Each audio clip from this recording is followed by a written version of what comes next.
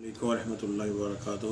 حضرت جندب رضی اللہ عنہ کی روایت ہے کہ رسول اللہ صلی اللہ علیہ وآلہ وسلم نے فرمایا، جو شخص شہرت طلبی کے لیے کوئی عمل کرتا ہے اللہ بھی اس کے عمل کو شہرت طلبی کے لیے قرار دے دیتا ہے، اور جو ریاکاری کرتا ہے اللہ بھی اس کے کام کو ریاکاری کے لیے قرار دے دیتا ہے۔ یہ بخاری و مسلم میں روایت ہے۔ ابو سعید بن ابو فضالہ رضی اللہ عنہ کی روایت ہے کہ رسول اللہ صلی اللہ علیہ وسلم نے ارشاد فرمایا، جب اللہ تعالیٰ قیامت کے دن یعنی اس دن جس کا آنا یقینی ہے لوگوں کو جمع کرے گا تو ایک پکارنے والا ندا کرے گا کہ جس نے کوئی کام اللہ کے لیے کیا اور اس کے ساتھ کسی اور کو بھی شریک کیا، اس کو چاہیے کہ اپنا ثواب اسی شریک سے طلب کرے۔ اللہ سب سے زیادہ شرک سے بیزار ہے۔ رواہ احمد اور بہقی میں ہے۔ اور اسی طرح حضرت محمود رضی اللہ تعالیٰ عنہ بن لبید راوی کرتے ہیں کہ رسول اللہ صلی اللہ علیہ وسلم نے فرمایا، مجھے تمہارے متعلق سب سے زیادہ اندیشہ شرک اصغر سے ہے۔ صحابہ کرام رضی اللہ عنہم اجمعین نے عرض کیا، یا رسول اللہ صلی اللہ علیہ وسلم شرک اصغر کیا ہے؟ فرمایا ریاکاری۔ شیخ الایمان میں اتنا نقل کیا گیا ہے کہ جزا سزا کے دن اللہ تعالیٰ فرمائے گا کہ ان کے پاس جاؤ جن کے پاس تم دنیا میں اپنے اعمال دکھایا کرتے تھے، جا کر دیکھ لو کہ ان کے پاس تمہارے لیے کوئی جزا یا بہلائی ہے اور جو ثواب ہے تو ان سے لے لو۔ حضرت شداد بن اوس رضی اللہ تعالیٰ عنہ کا بیان ہے، میں نے خود سنا کہ رسول اللہ صلی اللہ علیہ وسلم فرما رہے تھے، مجھے اپنی امت کے متعلق شرک اور پوشیدہ خواہش نفس کا اندیشہ ہے۔ میں نے عرض کیا کہ حضور پاک صلی اللہ علیہ وسلم کے اس دنیا سے پرواز فرما دینے کے بعد امت شرک کر سکے گی؟ فرمایا ہاں، سنو، کوئی شک نہیں کہ نہ سورج کی پوجا کریں گے، نہ چاند کی، نہ ستاروں کی، نہ پتھروں کی، نہ بتوں کی، لیکن وہ اپنے اعمال میں دکھاوٹ کریں گے اور پوشیدہ نفسانی خواہشات کی پیچھے لگ جائیں گے۔ اسی طرح حضرت ابو ہریرہ رضی اللہ عنہ کی ایک قول ہے کہ قیامت کے دن اللہ تعالیٰ اپنے حضور میں سب سے پہلے شہید کو پیش کرنے کا اعلان فرمائیں گے۔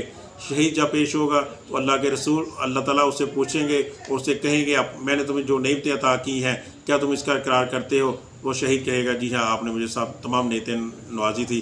اللہ تعالیٰ فرمائیں گے کہ تم نے ان نعمتوں کا کیا کیا؟ وہ کہے گا، میں آپ کی راہ میں شہید ہو گیا۔ تو اللہ تعالیٰ فرمائیں گے، تم جھوٹ بول رہے ہو، تم نے صرف وہ شہادت اور لڑائی جھگڑا صرف اس لیے کیا کہ تم دلیر بہادر مشہور ہو جاؤ، ہم نے تمہیں دلیر اور بہادر قرار دے دیا۔ اسی طرح ایک بندے کو اللہ تعالیٰ کی حضور پیش کیا جائے گا جس کے پاس دنیاوی علم ہوگا اور قرآن پاک بہت اچھا پڑھتا ہوگا۔ اللہ تعالیٰ اس کو اپنے حضور میں پیش کریں گے اور پوچھیں گے اور اپنی نعمتوں کا اس کے ساتھ ذکر کریں گے، تو اللہ وہ اقراری ہوگا کہ اللہ تعالیٰ جی آپ نے مجھے ان تمام نعمتوں سے نوازا تھا۔ اللہ تعالیٰ فرمائیں گے، تم نے ان نعمتوں کا کیا کیا؟ تو وہ کہے گا کہ میں نے آپ کے دین کو پھیلایا اور آپ کے لیے قرآن پاک پڑھا۔ اللہ تعالیٰ فرمائے کہ تم جھوٹ بول رہے ہو، کیونکہ تم نے یہ سارا کام صرف اس لیے کہ تم عالم بن جاؤ اور اچھے قاری کہلواؤ، ہم نے تمہیں اچھا عالم بھی بنوا دیا اور اچھا قاری بھی کہلوا دیا، اب تمہارا ہمارے پاس کوئی حصہ نہیں ہے۔ اللہ تعالیٰ اپنے فرشتوں فرمائیں گے، اسے منہ کے بل الٹا کر کھینچ کر لے جاؤ اور دوزخ میں پھینک دو۔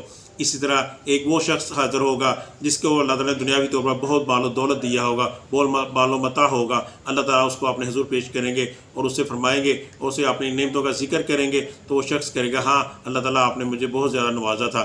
تو اللہ تعالیٰ فرمائیں گے، تم نے میری نعمتوں کا کیا کیا؟ تو وہ کہے گا، میں نے ہر اس جگہ خرچ کیا کہ جس کی وجہ سے میں تجھے پسند آ جاؤں۔ اللہ تعالیٰ فرمائیں گے، تو نے جھوٹ کہا، تو تو نے یہ کام صرف سخی مشہور ہونے کے لیے کیا تھا، چنانچہ تجھے سخی کہہ دیا گیا ہے، پھر حکم الہی سے اس کو منہ کے بل گھسیٹ کر آگ میں پھینک دیا جائے گا۔